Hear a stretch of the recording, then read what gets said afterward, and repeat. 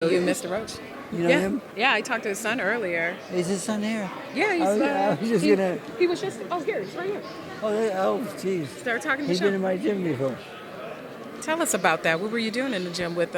Was he working out with you, or just in the gym working out? Just working out my gym. Yeah, yeah, it's funny. Eubank has been there. Nigel Ben's son's been there. Stevie Collins' son has been there. Who's Tim? Tim. His dad was a world champion from. Well, he lives in Russia, but he fought out of Australia. Oh, Tim Zoo. Tim Zoo has been. Costa Zoo's son. Okay. Tim Zoo has been in my. He might be maybe the best one out of the bunch. It's Really? either Tim or him. Has there ever been a day when you're at work at the Wild Card and you just look around and you think, damn, there's a lot of people in here? Like a day when, say, like Pacquiao's there and Cotto's there, and just a whole bunch of people there at one time. I said maybe there's too many here. The first thing that gives it away is the parking lot. Parking is so essential in Los Angeles, and I have a big parking lot, and I get a lot of the space and so forth. But I need more though. It's just getting a little crazy, and but LA is still getting bigger and bigger, and the bigger they get, the more customers I get. I mean, we have almost 500 people a day come through my doors. Right. So it's a lot of fun. I open at 7 a.m. and I close at 8 p.m. and within those hours, in the middle somewhere is where I train all my pro fighters. Yeah. So. You make it all happen. You're a very, very busy man, and no time to stop it anytime soon. No time. I got a lot of fights coming up, and then I do have my new guy on this show tomorrow night, Nery. He's a really good puncher. He's 30-0 with 24 knockouts, 118-pounder.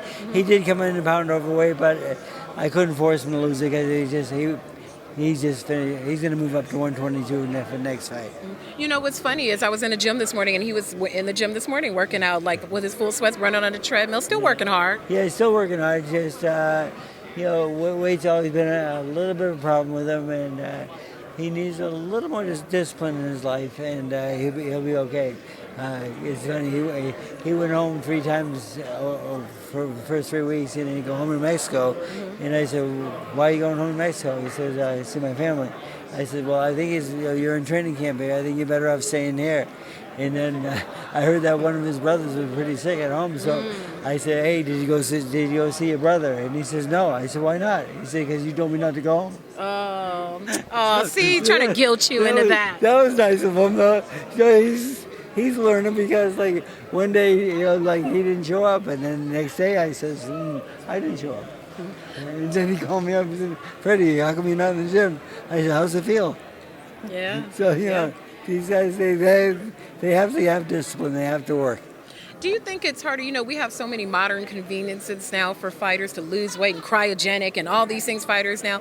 Is it harder for fighters to make weight now since we have all of these advantages, or was it easier in the past where all you chased chickens and you chopped wood and you did all those things? Does the modern advantages help or hinder the fighter in your experience? I think the modern stuff is not as efficient as just getting out there and losing the weight. I mean, just like go out and run or rope or whatever your choice is. It's all cardio, and mostly all you're losing is water weight. And then, but Nery was funny.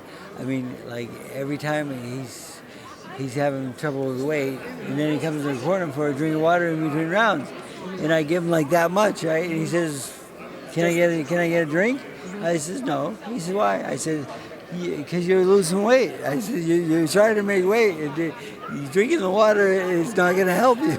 Right. So I mean, it's kind of complicated and so forth. But like strength coaches and. In my mind, strength coaches maybe brought drugs to our sport because before strength coaches and when I was a fighter and stuff, I never heard of drugs involved in boxing at all in those areas. But I think they find an easy way out and so forth. And and then like Nery last night, he goes to the fridge and he finds a Red Bull and he drinks it. I said, And then he says, how come I went to bed at this weight and I woke up heavier? Sure. How about that Red Bull? Yeah. Didn't give him wings. No. So, the thing is, but he is a good fighter, and he's a good fighter. And we're getting along better and better every day. And the thing is, he is going to be a great 122-pounder, I feel. And lastly, we are back here for the Wilder-Ortiz rematch. Ortiz is looking a slimmer, fitter, worked extensively with his strength and conditioning coach. And then you've got Wilder, who looks his usually lanky, strong frame. What do you think of this rematch, and does it end the same way the first one did? Well, I've always made fun of Ortiz a little bit because I say, he's one of the Cuban guys that came to America, and they love living in America because it's the best country in the world to live in. And I mean, he kind of enjoys life here and so forth. He got a little heavy and stuff, and I said, I'd really like to see this guy come once in shape, But like now, he's at that one time right now, and he's in shape. But the thing is, at his age, is going to work, So it's complicated. But I'll tell you what. I thought Wilder was going to win this fight going into it before I got here, but then when I saw Ortiz's weight and so forth, I'm not going to bet on that fight at all. I mean, the thing is, that's an even fight. I mean, you got two great fighters, two good punchers. I mean, Ortiz did hurt him a couple times in the last fight. I mean, but the weight loss could maybe backfire on him because of his age. Okay, because some people say he's 40, some say he's 50. I was just going to say, how old do you think he is? 50. Really? Yeah, I do. I don't know. Maybe we should do a deep dive investigation into that. We probably should to find out. But I know I'm 60, so No, you're not. You 42. Okay. That's what we're going to tell people. Freddie is 42. I can live with that. Okay. And then lastly, we have the Anthony Joshua, Andy Ruiz rematch that's going to be taking place. Another heavyweight fight. What do you think of that fight? We've got a Joshua who's been quiet and not very open. We've got a Ruiz who's lost weight for this fight. What do you think of that matchup? Joshua has lost weight also. He took a lot of the muscle off, which I've always told him he doesn't need all that muscle, and he has trouble carrying it into the later rounds. So I'm happy about that. But then I've Ortiz. I trained, not Ortiz. Joshua's fighting. What's my friend's name? Ruiz. Andy Ruiz. I trained Andy for 5 years, and he's a great fighter.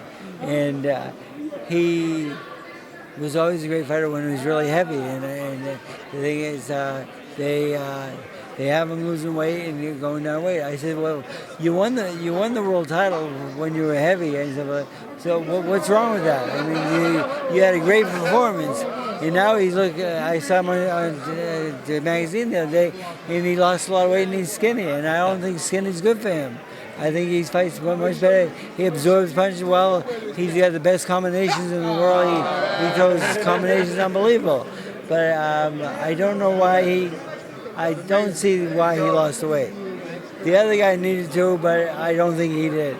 But I still like him in the fight, though, because he's a very good friend. All right.